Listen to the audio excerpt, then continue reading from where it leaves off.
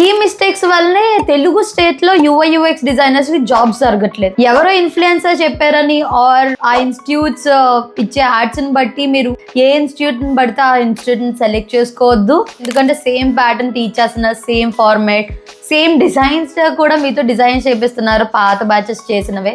But actual basics అయితే miss అవుతున్నారు. దాని వల్ల మీరు ఆ బేసిక్స్ అంటే ఏంటి, UX ప్రిన్సిపల్సా UI ప్రిన్సిపల్సా అని అడుగుతారేమో.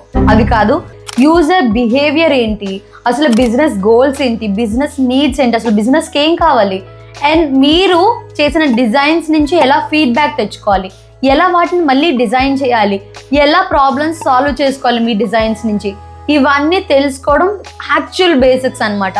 ప్రాక్టికల్గా నేను చెప్తున్నాను. ఆల్రెడీ అమెజాన్ గురించి చెప్పా, అండ్ నేను రీసెంట్గా ఈ చైర్ కొనుక్కున్నా, ఈ చైర్ గురించి వచ్చిన బ్యాడ్ ఎక్స్పీరియన్స్ గురించి, దాన్ని మీ ఇంటర్వ్యూలో ఎలా చెప్పాలి, ఇలాంటివి చాలా ఎగ్జాంపుల్స్ నేను చెప్పుకున్నాను. లింక్ అని కామెంట్ చేయి, నేనే నీకు లింక్ని షేర్ చేస్తాను.